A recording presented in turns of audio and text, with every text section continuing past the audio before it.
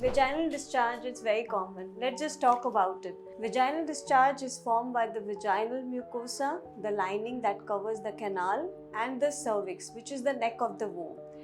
These two combined forms the discharge. That's a self-cleaning fluid that takes care of the bacteria which try to invade the vagina. It also helps in maintaining the pH of the vagina. So what we have understood from the discussion is that the vaginal discharge is important. It helps to clean the vagina. It's a normal body fluid and it helps to maintain the pH. There is no odor to this discharge, and the vaginal discharge is like a thin whitish in color. During the period cycle, over a period of 30 days of the periods, the consistency, the color of the discharge changes throughout. Whenever we are ovulating, like in the middle part of the cycle, the flow of the vaginal discharge can increase to about 30 to 40%. So sometimes a person also have to use a panty liner to handle that discharge. When the period is about to come, that time the discharge become thick. Though the changes in the vaginal discharge, when it happens in terms of the secretion, the amount, the irritation associated with it, like itching or pain, or sometimes the color of a discharge, they denote something that we need to address. Let us just talk about the different colors of the vaginal discharge that we can ascertain that needs the doctor intervention. Thick whitish color discharge, that denotes the yeast infection. It is not an STI. Yeast infection, we can get it by change in the pH, which can happen because of sometimes overcleaning. It can also happen by being on a birth control pill.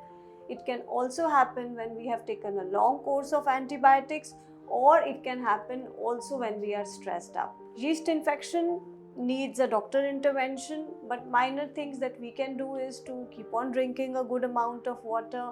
Do not clean yourself more frequent. Using a cotton undergarment is what you can do at your home. The other color of the discharge is grayish white discharge. That can happen because something known as bacterial vaginosis.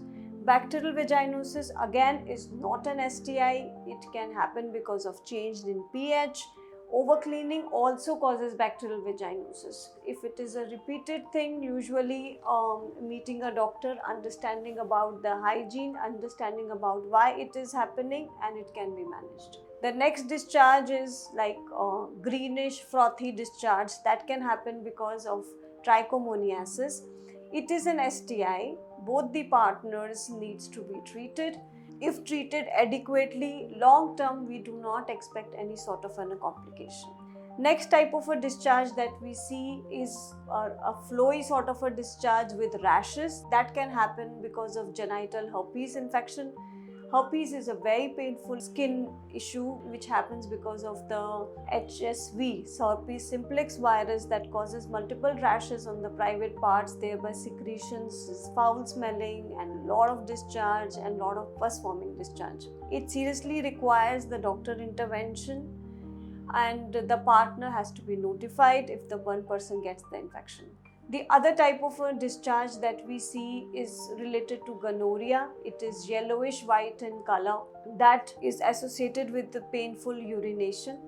It requires medical attention and it should be adequately treated. Both the partners need to be treated. We get various other reasons of vaginal discharge also, like somebody forgot a tampon inside, correct? We get the fleshy, foul smelling smell. We examine, there is a tampon inside. Sometimes there is a growth inside the vagina or a cervix which can produce foul smelling discharge. Every discharge does not need a treatment.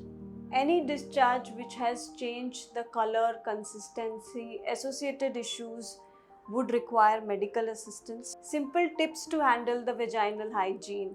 Cleaning too much does not help. Using vaginal douche, water jet to clear the private parts every time you urinate, not really required.